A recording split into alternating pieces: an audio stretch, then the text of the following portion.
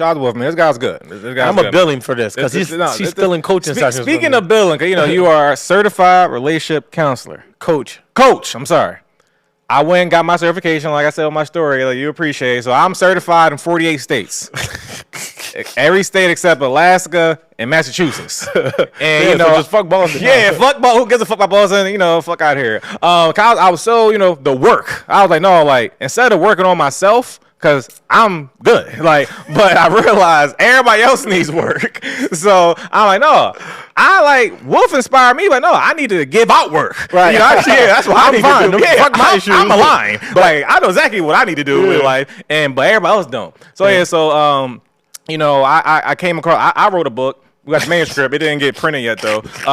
So it's coming. I don't got a title. It's untitled, but it's actually a very short book. But it's basically just about women trying to figure out their relationship so it can be progressive. 3-step program, What's So it's the 3 steps is if woman I feel like the relationship not working, this not doing this, it ain't da. It's like, all right, cool, no problem. Look in the mirror, look at yourself. All right, this is what you can do. Step 1, I'll take accountability. Yes. So step 1, there's a mirror. Yeah, step 1. How much do you suck dick? And it's a very simple equation and question and answer. So whatever you do it more. Because you should be looking on average all right, I may suck dick whenever you can pussy or whatever, this and that, da. But it's no, bare minimum, and don't just get it hard. No, bare minimum, craziest A1 Valentine anniversary birthday celebration head you can possibly conjure up.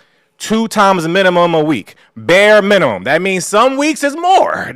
Some weeks is every day. It is like that. Some weeks is twice on Sunday. Just because. So the bare minimum is twice a week. So let's say you might be like, no, I'm an eater, Q. That ain't nothing to me. It's easy work. All right, cool. All right, let's look at step 2 then. So step 2 is going to be cooking. So I know a lot of times it's very casual and cool to say, yeah, I don't cook. We got this and Instacart and DoorDash. Is all right, cool. Bet. Say like. If it ain't working out, you didn't analyze your cooking habits and measurements and methods and frequency. Bare minimum, 3 times a week. Nothing less. Sometimes it should be more. Sometimes it should be every day. Sometimes twice on Sunday. So the bare minimum of you cooking in the week, 3 times a week. And let's say you say, I'm an eater and a cooker. Then it's like, well, damn, all right, this is a good girl. Yeah, it's a good sister right here. All right, why is it not working out? All right, let's look at step 3. We only on page 3 of the book. It's a very short book. And then it's like, all right, do you shut the fuck up enough? Because literally that's the final step. So if you are a cooker, a eater, are you a shutter-upper? And then it's like, all right, however much you shut up, can you afford to shut up 50% more? Can you do it? Because possibly you don't shut the fuck up at all. So if you just cut it down to 50% in total, you have a whole new woman, a whole new positive relationship. So if you are the rare woman that are a cooker, a eater, and a shutter-upper, and that relationship still not working out, I have news for you, ladies.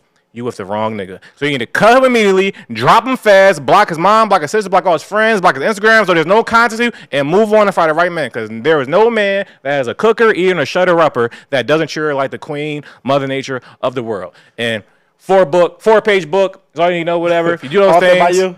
Yeah, literally. Yeah, first copy going to your literally fiance. All you need to do, whatever, and literally you have the best relationship ever. Is the first copy going to your fiance? Oh yeah. She all right. Yeah, we wrote this shit together. Yeah, she's with the program. Co-author for sure. Yeah.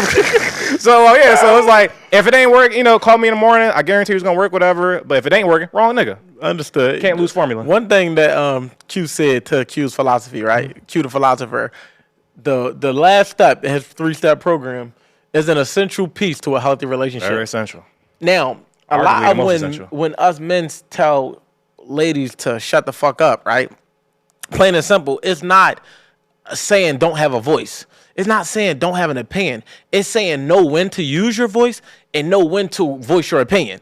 Because sometimes it's best to just say nothing, and that will be the betterment of your relationship in that one element alone, no matter how much you cooking, no matter how much. Sometimes because your words are powerful and your tongue can cut like a sword. You can either be using your words to destroy your man, or you could be building them up. And I always say, man, I say this directly to my girl. You got to understand, man, when you look at this relationship, look at it like a garden. Are you watering the garden, or are you pissing on the garden? Because both of them are a fucking liquid. But one of them is going to get you results that show exponential growth, and the other one is going to damage everything that it touches. And it's like, if you can't see negative talk as piss, then you're not going to think that is okay. Now, I'm not talking about constructive criticism that makes the relationship better. We're talking about destructive criticism, which is the piss part of it. So when you're talking to your partner, man or woman, but I say this to ladies because in most of the time, I've heard through coaching and everything, and women say it themselves. Yeah, I said da-da-da-da. I'm like, you said what? That's why that nigga mad. Like, you understand what I'm saying? That's why your man is feeling the way he's feeling. You know, well, what about when he say this to me? Don't fight fire with fire. Don't get into a pissing war. Literally, hold him accountable. How I'm going to do that? By pointing out that he just said X, Y, and Z, and you didn't even say it in return. So he's completely on the hot seat, and you did nothing wrong. Now he owes you flowers, a date, and whatever else that you might require to get out of the doghouse. You understand what I'm saying? So, Q the philosopher with a hell of a gym.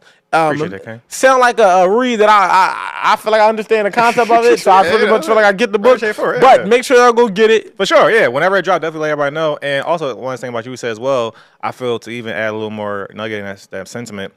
Yeah, because, you know, we fighting fire or fire type shit, whatever. Unless that nigga just like a sociopath, crazy ass nigga. For the most part, if y'all fighting fire, he gonna lose. So that's another thing where it's like once the girl get activated, you done took it to the next level. So it's like your fire just way more lethal. Like you can't win. It's literally like ordained that they know how to use them words. That tongue is different. And no, for a woman, that ain't pause.